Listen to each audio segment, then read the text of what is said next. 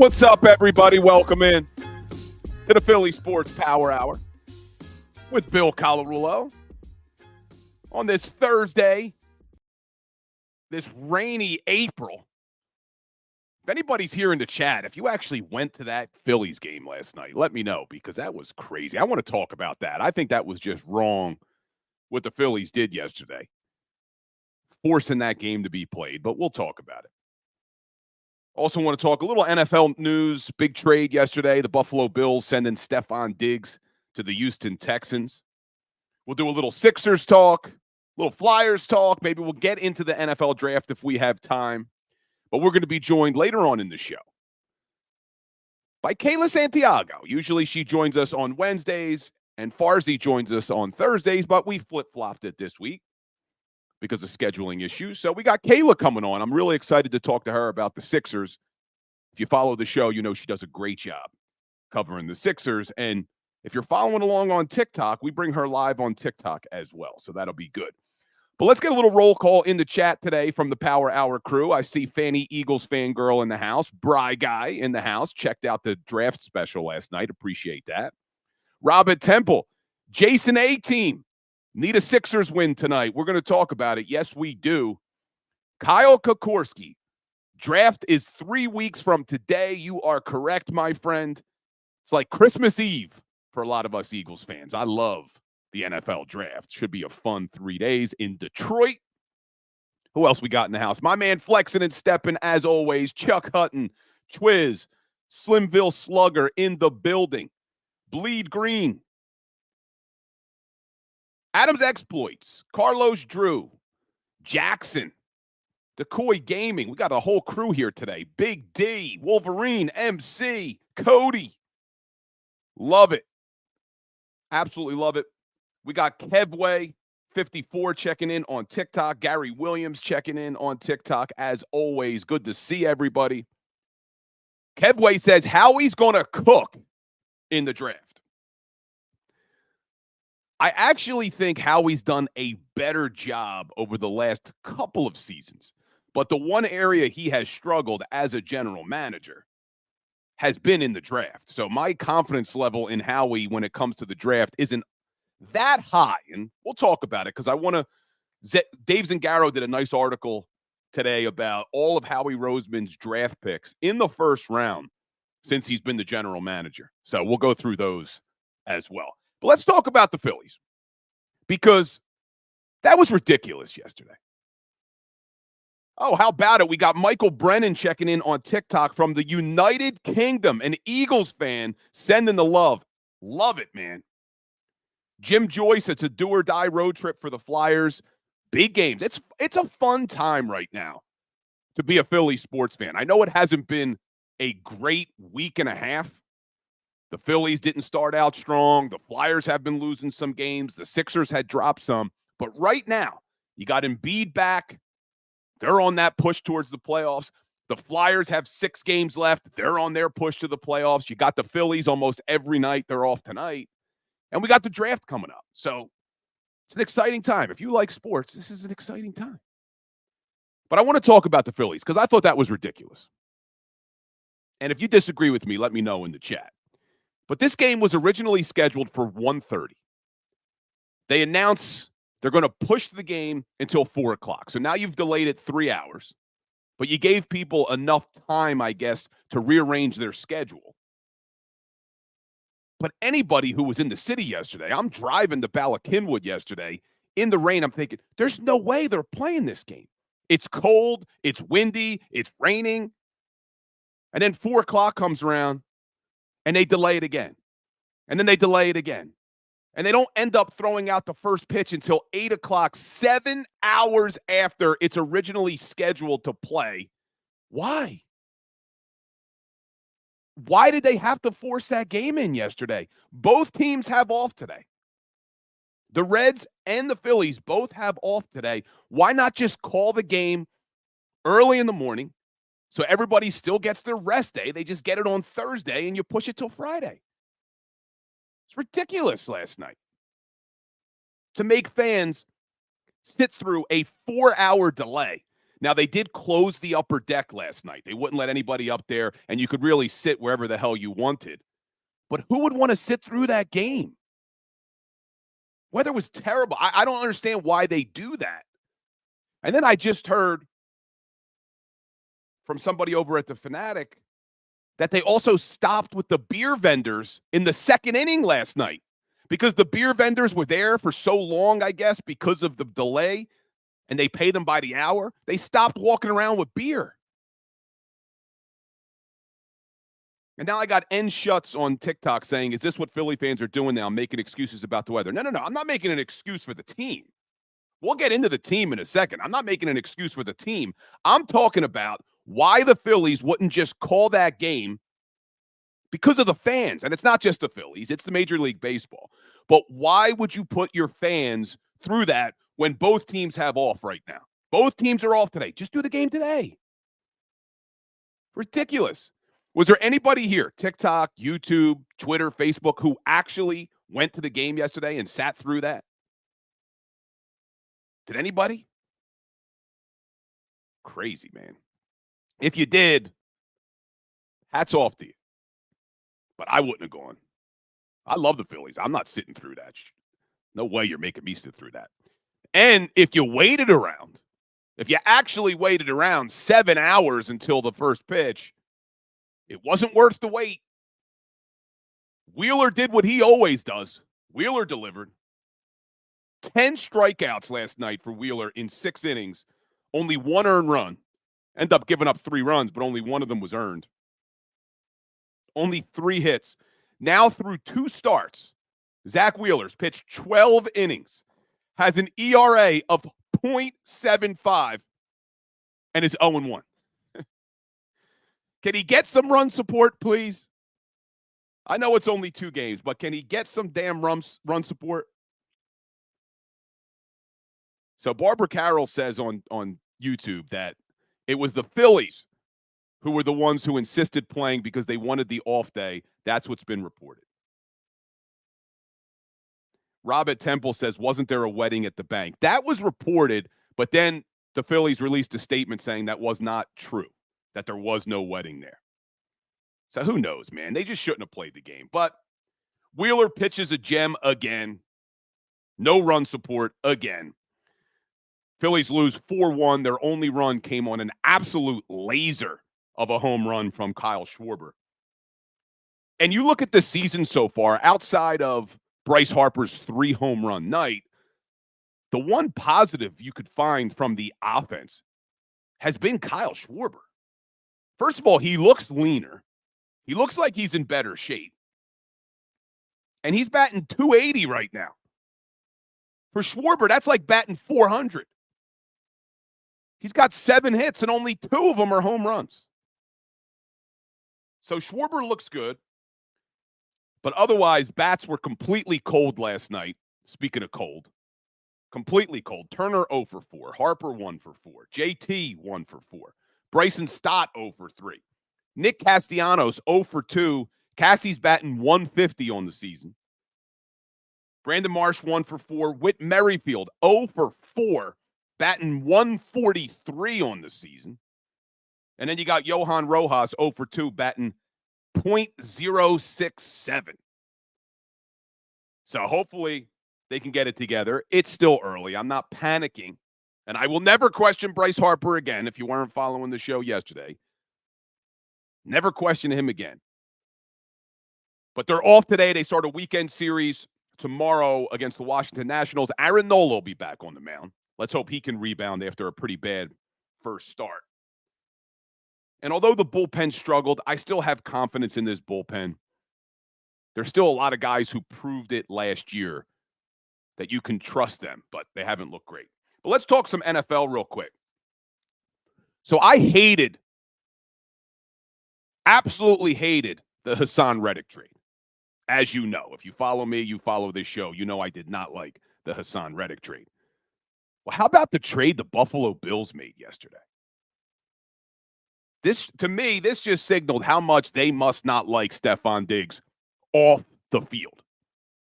Because you trade Stephon Diggs to the Houston Texans for a 2025 second-round draft pick. So not in this year's draft, next year's draft. You get back Stephon Diggs, and you get a 2024 6th and a 2025 5th.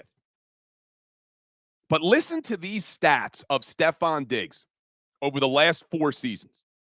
Last year, 107 catches, close to 1,200 yards, 8 touchdowns. 2022, 108 catches, over 1,400 yards, 11 touchdowns. 2021, 103 catches, over 1,200 yards, 10 touchdowns.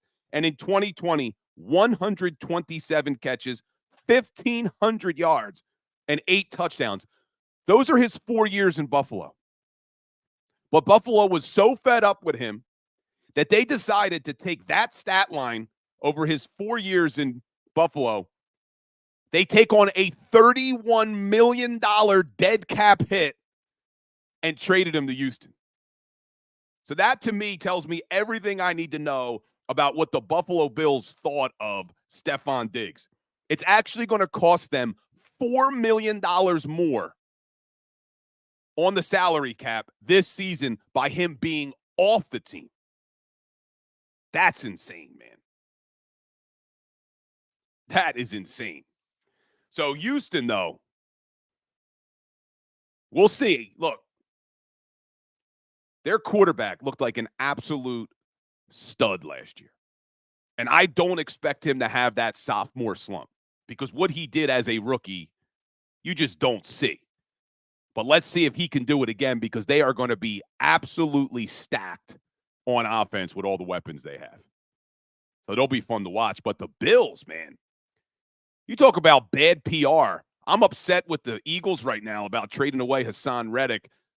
The Buffalo Bills, they just hit their fans. They just hit Bills Mafia with that jacked up seat license fee for season ticket holders. Buffalo was already angry. And then you turn around and you trade away your best wide receiver. So fans in Buffalo can't be happy. But C.J. Stroud looks like the real deal in Houston. But let's talk some Sixers real quick. Back in Miami tonight, Embiid is questionable. Not a surprise. Probably have to see what the swelling's like on the knee. We'll talk to Kayla Santiago about Embiid when she joins the show.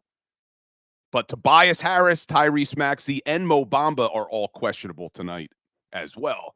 No DeAnthony Melton, no Robert Covington. Again, they've been out for a while. But this is a big game for the Sixers. The Sixers right now are in the 8th seed. They sit a game and a half back of both Miami and Indiana. So this game means a lot for the Sixers tonight. And let's see if the big man is back in the lineup, Joel Embiid, and what he looks like in game 2. If he looks any better than he did in game 1 as far as conditioning goes. But hopefully there's no setback. Hopefully his knee's okay. Hopefully it didn't swell. So I'll keep monitoring that. We'll find something out probably today. But we'll talk to Kayla about that to see what's going to happen with Joel tonight. Then we got the Fly Guys. They're off again tonight, but back in action tomorrow. This is a big stretch for the Flyers.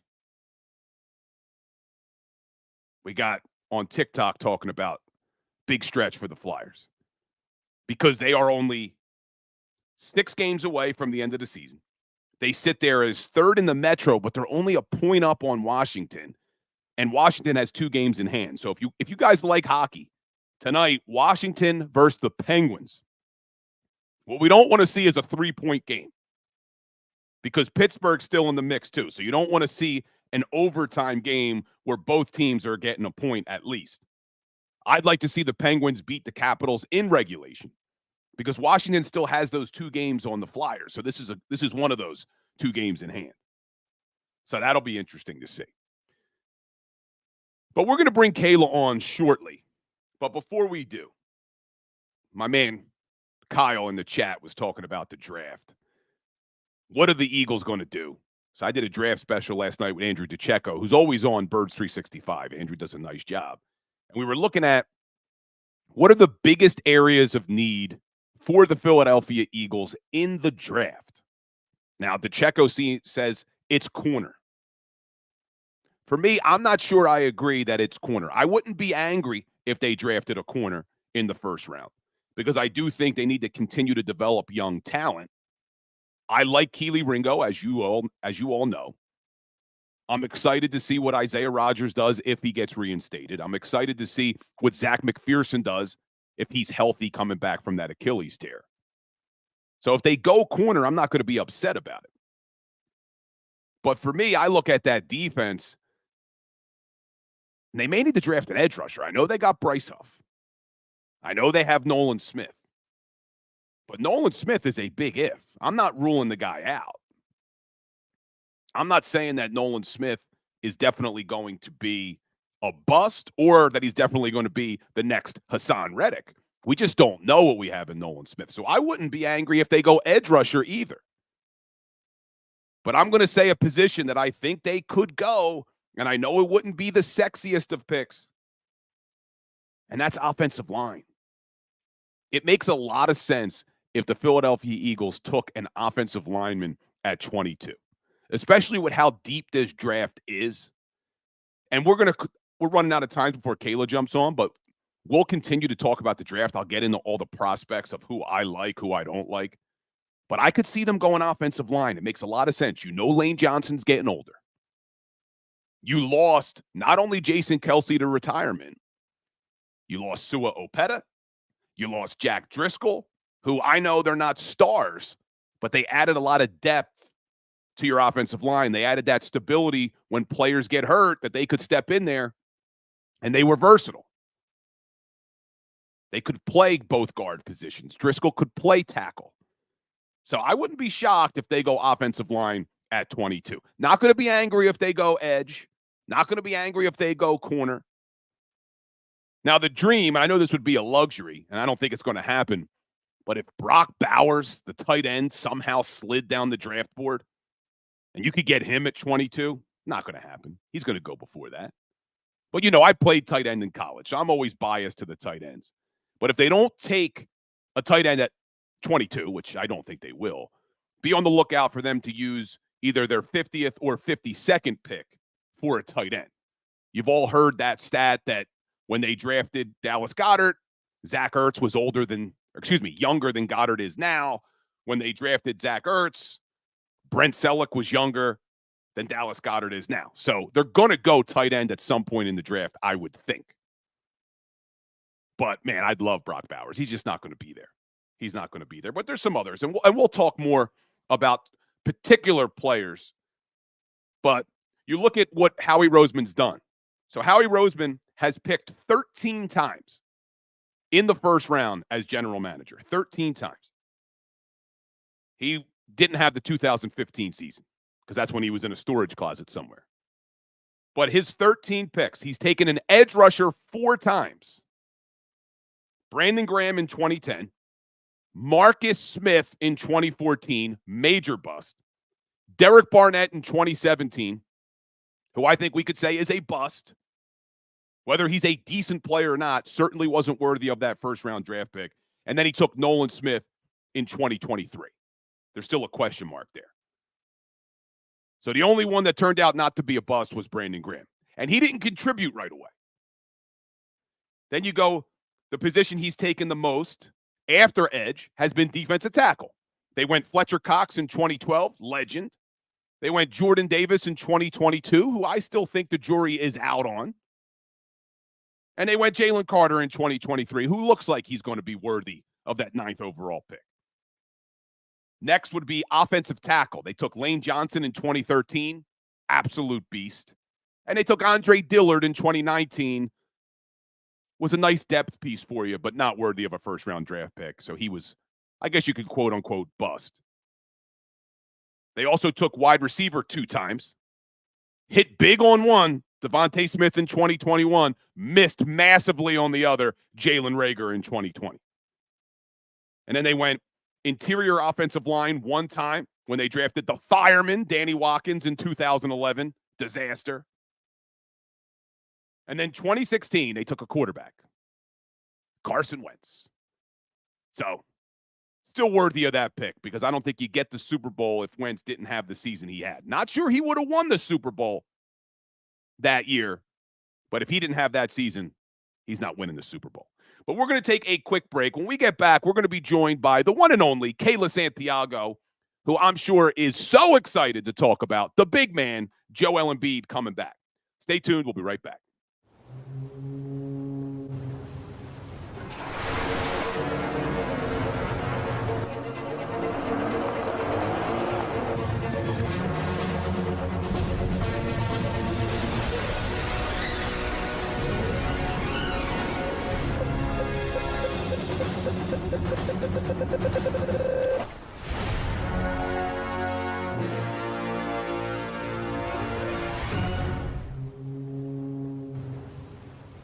Imagine for a moment that you went to work today and when you came home, you were catastrophically injured. Your life and your family's life. That's what happened to union construction worker Mike Little. I was scared of what the end was going to be, but to be 100% honest with you, I knew I was going to be all right just by talking with Brian. In my heart, I just knew everything was going to be all right. Call the firm and find out why they say, "We got this." Call 215-458-2222.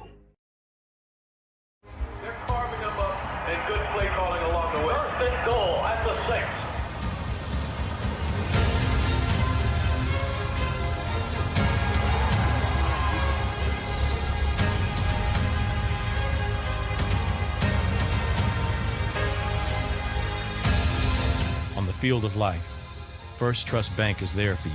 Champions on 3. 1, 2, 3. Because Philadelphia dreams deserve a Philadelphia bank. Underdog Fantasy is the easiest place to play fantasy sports, and certainly the easiest when you're watching the NBA.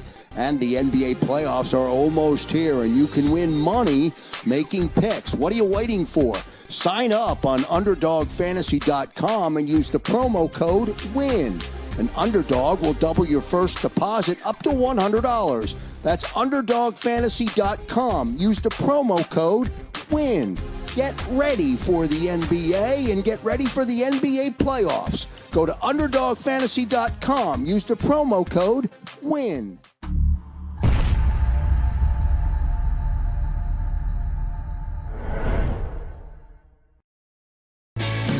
Hi everybody, my name's Jason Lombardi. I'm an inspector at DryTech. At DryTech we offer three major services. The first one being basement waterproofing. The second service we offer is foundation and structural repairs. And then the third service that we offer is mold remediation. If you feel you are having a waterproofing issue, give DryTech a call or check us out online.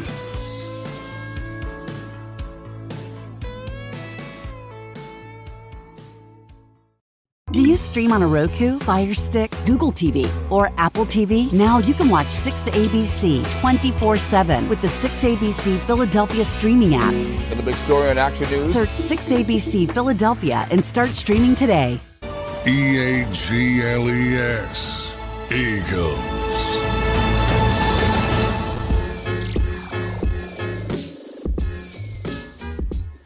What's up, everybody? Welcome back into the Philly Sports Power Hour with Bill Colarulo. Appreciate everybody here. Appreciate all the engagement in the chat. People talking about Carson Wentz. And real quickly on the whole Brock Bowers thing, I don't think he falls.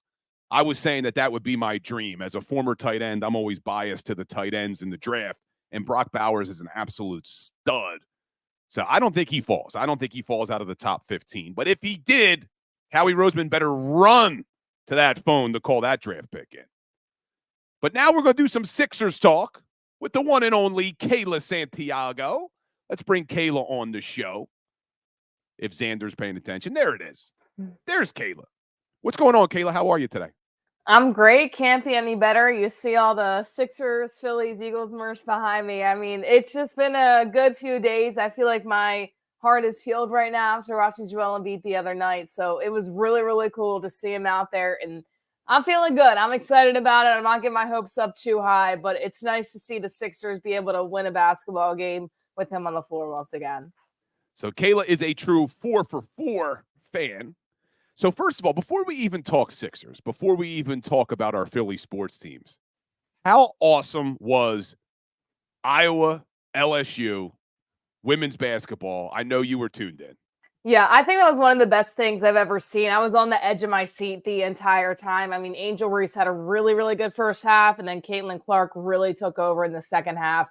It was 12.3 million viewers, which is really, really awesome for women's basketball as a whole. I mean, I absolutely love it. Those two ladies, I think, out of really all the college basketball players, you look at Paige Beckers as well, but those two ladies really are the reason a lot of people are watching right now, whether it's the rivalry, whatever it may be, the talk around them, or just their play in general. You can't tell me Angel Reese and Caitlin Clark cannot play the game of basketball and can't play it really, really well. So I absolutely loved it. And it was really cool because, you know, we were at work, we were getting ready to do our show, and all the guys in the office too were also locked in, tuned in, all hyped. So it just goes to show that a lot of people are starting to really get interested in it. And it's really cool to watch that and see, you know, these two ladies especially be able to take the league by storm. And Angel Reese and Caitlin Clark, well, they're going to play pro next year. So, you know, hopefully that translates over to WNBA as well. But I loved it. Long story short, it was amazing. It was everything I expected and more. Yeah, now I can't pretend that I watch a lot of women's college basketball, but I was tuned in. There were too many things to watch that night, though, because you had them on, you had the Phillies on, we had the Flyers on. There was a lot going on. But you mentioned the WNBA, and I know you and a few other people on Twitter were saying, hey, we need a WNBA team in Philadelphia. Oh, yeah. Now, where I could see that potentially happening is because the question is, well, where would they play? Mm-hmm. But if the Sixers do, in fact, open up a new arena in Center City, well, now the Flyers and the Wells Fargo Center probably need another tenant in the building. Could that pave the way for a WNBA team here in Philly? I mean, I would love it. I think that the city would really love it too. And I think women's basketball is just on the up and up, especially, you know, I think Sabrina Ionescu, when she played at Oregon, kind of started that, you know, her connection with Kobe Bryant. She goes to New York Liberty, and now you've got Caitlin Clark and Angel Reese both being in the draft. I mean, this is one of the deepest draft classes for the WNBA of all time. So being able to see this, and there's a lot of WNBA teams that are really trying to revamp their systems, whether it's their coverage, whether what they're doing, whether they're, you know, they're just trying to really, really focus on revamping their teams, their programs, their organizations, because they just see how big it's becoming. And it's really good, you know, for the woman that played in the WNBA, for the ones coming in right now. And then after this, you have Paige Beckers following right behind Caitlin Clark and Angel Reese. She is going to stay in college for one more year, but I would love it. I mean, I've been calling for it forever, so I think it would be really cool. And if you want this league to kind of blow up, Philadelphia is the perfect place for it, because everybody knows the Philly fans are loyal. They love their sports, and hey, why not put it out there? I mean, I was at, you know, the Phillies game the other day when there was the Flyers and the Wings happening, and people are super hype about the Philadelphia Wings. It's so awesome, that indoor lacrosse league. I really like it. But when you bring a sport like that to the city that loves sports, people are going to rally around it. So Crawley asks, how much does a max contract get you in the WNBA? So I just looked it up. The highest paid WNBA player is Jackie Young in Las Vegas, and she makes $252,000 a year. So not great. Bad. Not great. The revenue obviously has to increase. Mm-hmm. But let's switch over to the NBA, because I don't know a bigger Sixers fan than Kayla Santiago, losing her mind when Joel Embiid was announced that he was going to be in the lineup. So let me ask you, first of all, how do you think he looked in his first game back against the Oklahoma City Thunder? You know, to me, it was as expected. He wasn't 100%. You could tell that he's really trying to get his conditioning back. And I know everybody says, well, he's been working on his conditioning nonstop, but it is completely different. We say it with every single sport, with football, with basketball, from when you're conditioning, when you're practicing, to conditioning in a real game and having to play a lot of minutes. He played 30 minutes in that game. So that's a lot for his return as well. And I know he had that minutes restriction, but you look at it, I think he was okay. I think definitely conditioning needs to get up there. You could tell that, I think mentally sometimes, that he was nervous about coming down on that knee. And there were a few times where he was the only defender back on a fast break. And I said, please don't do the chase down block. It's your first game back. Just be a little bit more careful than maybe you normally would. So I think for me, you could tell that, you know, he wasn't trying to get those chase down blocks. He was trying to favor his other leg a little bit. It's what I expected, to be honest. What I didn't expect is to have the game-winning steal and the game-winning free throws. I can tell you that right now. So I also think just having him out there for the entire team, you saw Tobias Harris play a little bit better as well. I think having Joel Embiid out there it's just a difference maker in terms of just the presence he has in the middle, the pressure that he takes away from the guard. So it was cool to see also Kelly Oubre still being able to kill it out there. He's been doing a really good job, and we've talked about that, saying, will Joel Embiid be good for him, be bad for him? It's one game. Overall, though, I think he looked okay. You know, I'm a little bit nervous of the playoffs being so close by and the Sixers most likely falling into that play-in game, but I think he looked okay, probably about 50%. And you mentioned Kelly Oubre. You've been high on him since they signed him, and the way he's been playing over the last 15, 20 games has been really impressive. So if Joel is healthy, and I know it's an if, but if Joel is healthy and can get into game shape by the playoffs, and you have a guy like Kelly Oubre playing the way he is, and now you've added Kyle Lowry and Buddy Hield and Campaign, how far can this team go in the playoffs? I think it's going to be tough because you look at the Sixers right now where they're at currently. They could get to the 6th seed. A lot of stuff has to happen. I mean, a lot of teams have to lose and the Sixers have to win out essentially. But I think for me, the toughest thing is that first round matchup, not only is it going to be really tough based on where they're seated, it's going to be physical. I mean, they could get to the second round and win the second round, but I think that first round matchup, and they're really, really going to be maybe out physicaled in some case scenarios. So, you know, I want to say Eastern Conference Finals, and of course that's my hope, but I think right now with Joel Embiid, I think it depends who they play in the second round, who they play in the first round. If I'm going to be realistic, I think this may be another year where they have possibly a game that goes 7 games in the first and maybe gets knocked out in the second based on how physical the first round was. If I'm being hopeful, Eastern Conference Finals, if Joel Embiid can be 100%. I just don't see it happening. I know that he's trying to get better every single day, but I think it's tough when you're coming back from surgery and you have a few games before you get right into the playoffs in a really, really, really tough first-round matchup. By the way, you have 1 game to win the play-in tournament as well and an opportunity, you know, to play in that other game as well if you're the 7-8 seed and try to win. But you have 2 games to win to get into the playoffs. Yeah. So, you know, realistically, I unfortunately, I don't want to say it because it breaks my heart. And this was the year I was excited. Joel Embiid was having a fantastic season.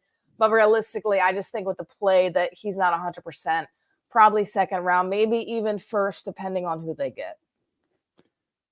So there's still a small outside possibility that they could be a 6 seed. It would be tough. They'd have to catch both the Miami Heat and the Indiana Pacers with only, what are there, 6 games left or 7 games left for the Sixers? 6, yeah. I believe 6, yeah.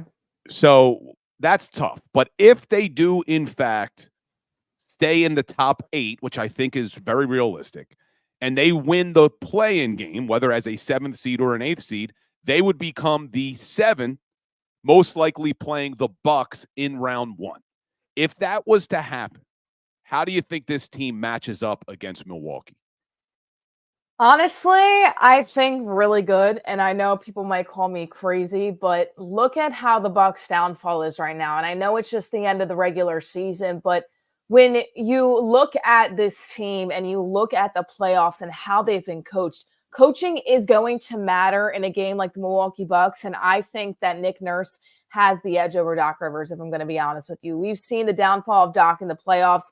Sixers people, you've seen it a little bit too much, you know, front and center. But I think that I'm confident in a Bucks matchup. You know, I know that Giannis is going to go off, but you're telling me that Tyrese Maxey, Joel Embiid, Kelly Oubre, and Buddy Hield, those 4 guys cannot beat the Milwaukee Bucks and Doc Rivers. I think they have a really, really good shot. I honestly think that could be one of the best case scenarios if you look at it. And I know it's the Milwaukee Bucks, but I look at their downfall right now. I look at the team chemistry in terms of how they're playing. I know they have Damian Lillard, but guess what? I don't care. You got Doc Rivers as a head coach. And I know people are going to say, this is the NBA, coaching doesn't matter. It most certainly does. And Nick Nurse knows how to coach in the playoffs. I'm confident about it. It's not going to be a sweep. I think it goes 6 games, but I would take the Sixers in that matchup. You mentioned the coaching, and that's the one X factor that I'm excited to see once this team fully gets healthy and gets together, because we still have not seen this Sixers lineup play together. Joel did play on Tuesday night, but Tyrese Maxey was out. Right. So can Nick Nurse get all of these pieces playing at a very high level? We saw him do it in 2019 when the Toronto Raptors went to the NBA Finals and won The starting five only played about 55 minutes together. So I'm with you, and I don't expect this to happen, but I have hope that there's a chance when you've added Joel back to this. Well, let's go. I just jumped forward to potentially their first series matchup. Let's talk about the play-in game, because most likely it's going to be against Miami or the Pacers, and it's either going to be in Philly, in Miami, or in Indiana. But if you had your choice for one game, would you rather see the Sixers play the Heat or the Pacers?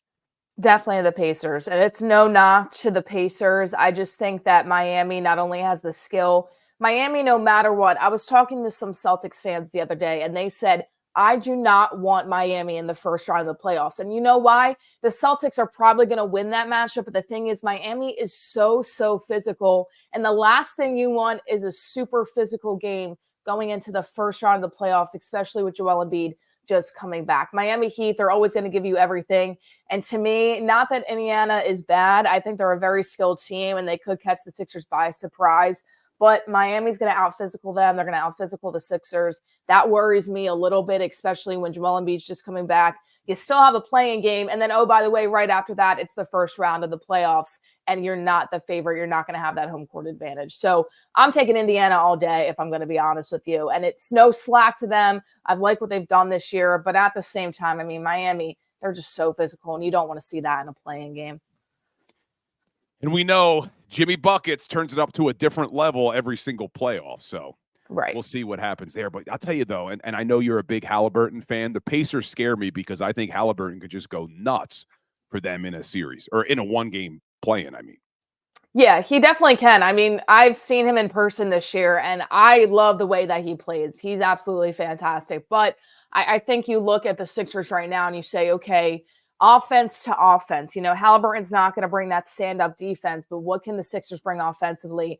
And in that matchup, it's 100% Joel Embiid, but it's also Tyrese Maxey, and it's also Kelly Oubre. And oh, by the way, Buddy Hield and Joel Embiid haven't played together yet until now, Joel coming back from his injury. So, you know, not that the Sixers have more weapons. I think the Pacers have better weapons when you look at it on the court, but I also think that the Sixers have just as much scoring when you look at it. And to me, Halliburton is not a worry on defense. He might put up 45 to 50 points, yeah, but you also have Sixers players that can combine for the same thing. So I'm not saying I'm not worried. I'm not saying that, you know, I want to face Halliburton in the play-in tournament, but if I had to choose, and you're talking about a game that you can trade offense for offense versus having to out-physical, having to ground and pound completely throughout the game, I'm going to take Indiana Pacers. Well, we'll see what shakes out. So it should be a fun couple of weeks until the play-in. Big game tonight, Miami, in Miami. We still don't know if Joel, Tobias, Tyrese, or Mo Bamba are going to play, but this could go a long way to maybe staying out of that play-in tournament, but even still maybe getting home court for that one game. Let's jump over to the Fightin' Phils, because I know you're a 4 for 4. We've never done baseball talk, you and I, on the show before. But first of all, did you see that idiot, Bill Colarulo, tweet out the other day, should we be concerned about Bryce Harper? I don't know what he was thinking. And then Bryce hits 3 home runs, 6 RBIs. How good is Bryce? He's so good, and I think he might have used that tweet as a little bit of fuel going out there at CBP. But you know what's crazy? You watch that game, right? And I have Joel Embiid on one TV, Bryce Harper on the other TV, and I said the city just needed Embiid to come back, and then everything would start to click. I love Bryce Harper. I think that he really loves this city and what he's been able to bring, and that's the Bryce Harper that we're used to seeing throughout his career as well. Stepping up, getting the grand slams, getting the big home runs, 6 RBIs in the game. I mean, he is just so good, and I love how he plays. And this is the thing. The game of baseball is such a mental game. It's such a long season. So you're going to have players go through slumps. It's just how it is. It's the game. Unfortunately, you hope it's not during the playoffs or later in the season, but I think that's just the game of baseball. And maybe Bryce didn't start out the season the way that he wanted to, but it's still so early on. So in my mind, I said, he's okay. It's going to be fine. Let's just see what he can do. And, you know, he's been moved around in terms of fielding as well, you know, playing at first right now. So with Bryce Harper, I loved it. I was going crazy seeing Joel score a bucket and Bryce Harper hit a grand slam. I was just so happy that one night. It's one that I'll never forget. But, you know, he is such a good player and perfect for this city. I love him on the Philadelphia Phillies. The pitching needs to get a little bit better. The managing needs to get a little bit better. But, I'm confident in Bryce Harper for his leadership and what he's able to do out there. So I'm getting called out in the chat by my man, I'm Awake, Are You, saying that I need to make up my mind about Bryce Harper. I need to clarify something here. My fiance thinks I have a crush on Bryce Harper because I love the guy so much. What I said in my tweet wasn't that Bryce Harper stunk. What I said was, should we be concerned about Bryce Harper? And I cited the stats from spring training where he went 5 of 28, cited his stats through the first 3 games where he was 0 for 11. And then I said he also didn't get the ball in the air at all during spring training. So is something off? Not that he stinks. Never said that. Bryce Harper is unbelievable. And if anyone deserves to win a World Series in a Philadelphia Phillies uniform, it's Bryce. Call me a bandwagon. I'm awake. Get me all fired up with Kayla here today.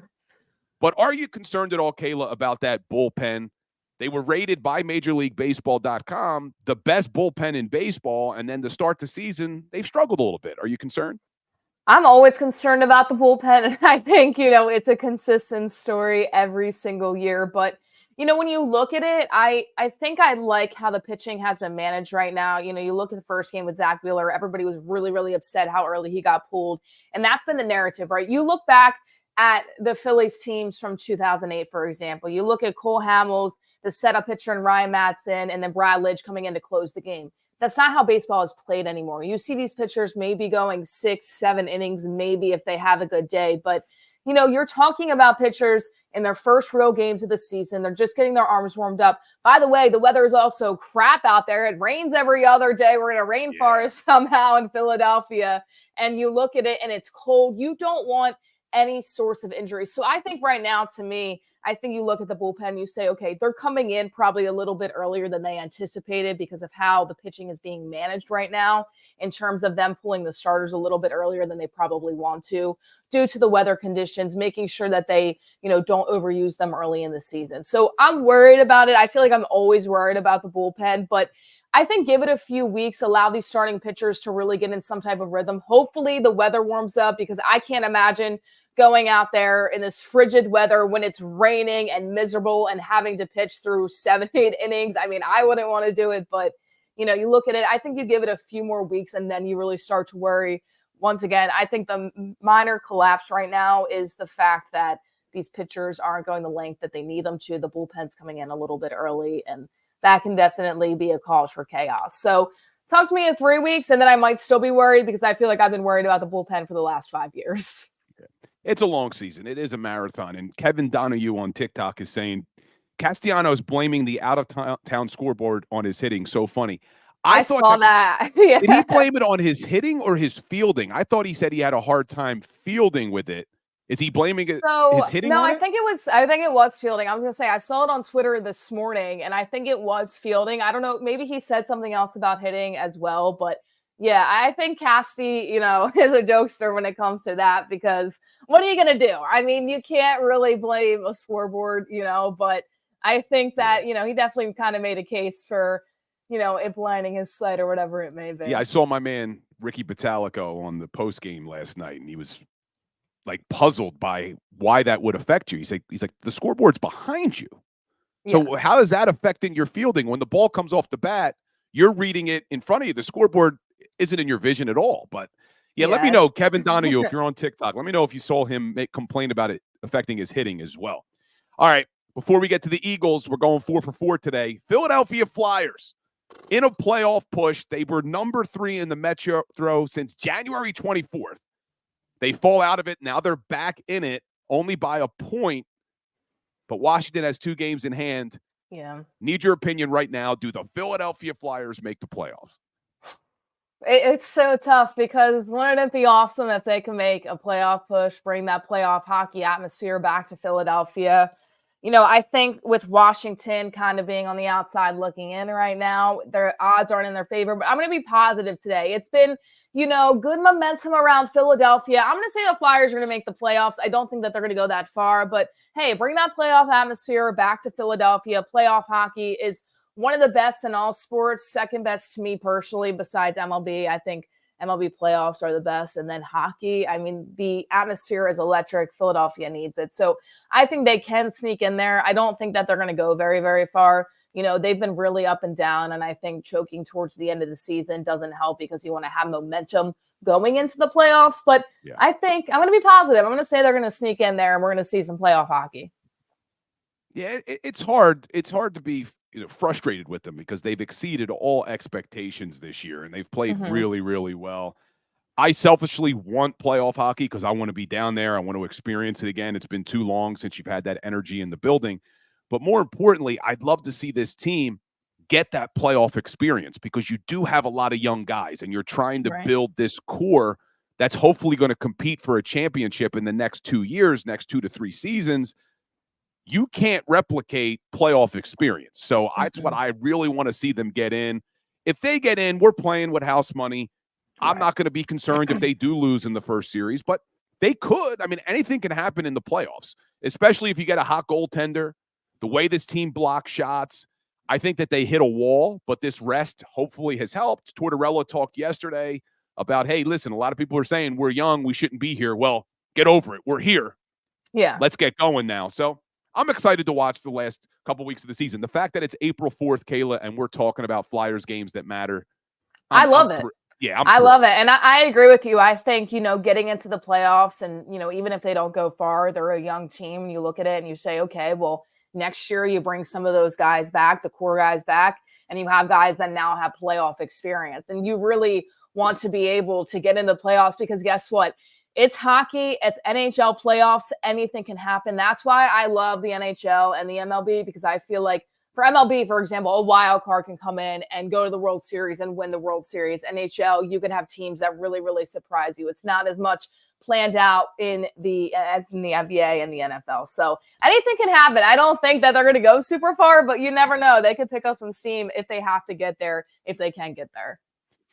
Yeah, we just have a lot of hope right now. We got hope for the Flyers. We got hope for the Sixers, but no guarantees. And we have hope that the Phillies in a long season can get back their mojo, which I think they will. I think that they make the playoffs. It's just I was kind of hopeful that they were going to win the NL East, and the Braves are just so good. We'll see what happens over the next few weeks. But let's talk Eagles real quick before I let you out of here. Friday last week, announcement comes, the news dump Friday afternoon that they're trading Haason Reddick for a third-round draft pick, not this year, not next year, the year after that could potentially be a second-round pick. I wasn't a fan of the trade. I'm still not a fan of the trade. What are your thoughts? I'm not. I understand why they did it because he wanted to get paid, but I made a video. You trade Haason Reddick for essentially a bag of chips. Kind of how do you do that after Howie Roseman has had a fantastic offseason? There are some decent edge rushers in the draft right now, the one from UCLA. So maybe that's where they're looking, but I don't know how you're really going to replace Haason Reddick. To me, I think it's a huge loss. You didn't get a lot back. You look at the Jets outside, that the player that we got as well. I think that he's a good player, and I was excited about him with the addition of Haason Reddick, not without Haason Reddick. So to me, you look at it right now and you say, okay, where does this Eagles team really go? Defense, they're a little bit young in certain areas. You have some veterans that aren't going to be able to get a lot of snaps. I'm worried about it a little bit, if I'm going to be honest. I understand why they needed to let him go, and I totally get it. You want to be able to have some money, but, I think it's a big loss, and I think the Eagles are really, really going to see it once the season starts. Yeah, I agree with you. I really liked everything they have done to start the offseason, but I liked it when you thought you also had Haason Reddick right in the edge rushing room. But now we got the draft in a couple weeks, so we'll see what shakes there. But what do you think? You look at this team right now. I don't need a player you want, but a position. Where would you like to see them go in the draft in the first round? What position you want to see them address? You know what I'm going to say? It's going to be linebacker, but they're not going to do it. So they will not. They will not do it. I would love to see it. I wouldn't be surprised if they go corner because we've talked about this a lot, or safety. You look at CJ Gardner-Johnson coming back. You still have Darius Slay, but you look at the rest of those guys in that secondary. I wouldn't be surprised if they go defense. I think there's a lot of good secondary players this year in the draft.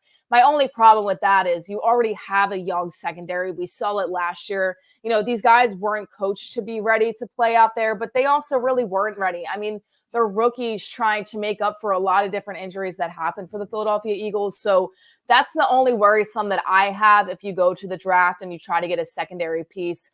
I would like it, though. I know you were talking about tight ends earlier, and the guy that we want is probably not going to drop as low. But if it does, I think you do go tight end there. Edge rusher could also be a possibility. I mentioned the guy from UCLA that I really, really like. I don't know if they're going to go there, though. To me, what I think Howie Roseman, I'm putting on my cap, being in that war room throughout the draft. I don't know why. I have a feeling he's going to go secondary. I don't love it. Of course, I want them to go linebacker. But for me right now, I think they go secondary, especially with getting CJ back. You look at it and you say, okay, who's going to be behind him? Sidney Brown's not going to be 100%, even if he's going to be ready for the start of the season. He's coming off a really, really big injury. So I wouldn't be surprised if they go secondary. I'm not going to love it because I don't want another young guy back there if somebody gets hurt and it's just a bunch of young rookies or second-year players. But I think that's where they go because they're definitely not going to go linebacker. We all know that. Yeah, and if you look, Howie Roseman, I was talking before you came on, has picked 13 times in the first round. He's never taken a corner in the first round. The Eagles, we know, haven't done it in 22 years since they took Lito and then went Sheldon Brown and then went Michael Lewis. They went all in on it. But Howie Roseman's never taken a corner. In fact, the position he's drafted the most has been edge rusher. He's also never taken a linebacker in the first round. Not a surprise. But I wouldn't be surprised if they go edge rusher. And I would really not be surprised if they go offensive line because that's just how they like to build teams. And I wouldn't be mad. It wouldn't be the sexy pick, but I wouldn't be mad. But Kayla, appreciate you as always. Thanks for changing up the schedule this week for us. But the fans would have been disappointed. The Power Hour crew would have been disappointed if we didn't get to hear from Kayla this week.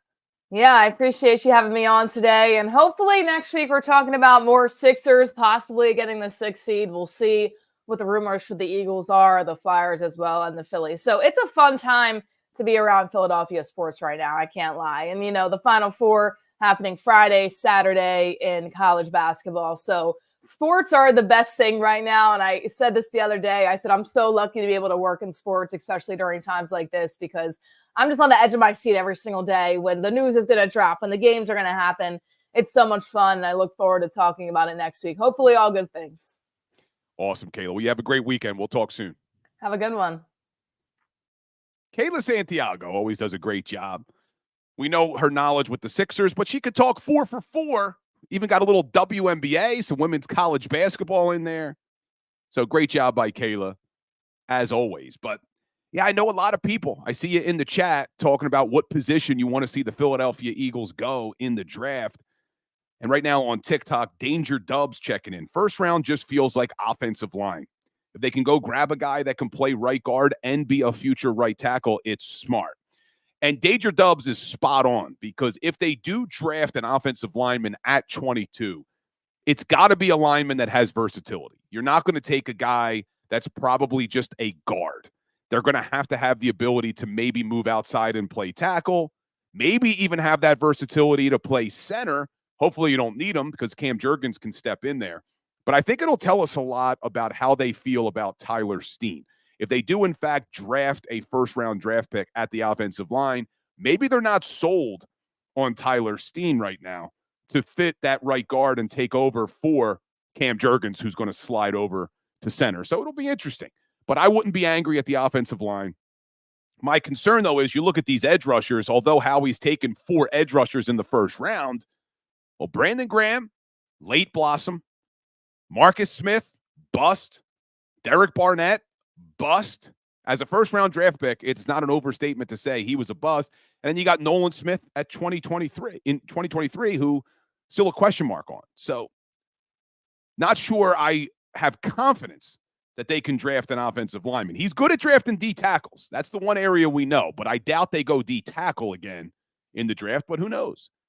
But he's drafted 3 D tackles, Fletcher Cox, Jordan Davis, who we still have that question mark on, and Jalen Carter. But he can draft D tackles, and he's done some good jobs of drafting D tackles later on in the draft.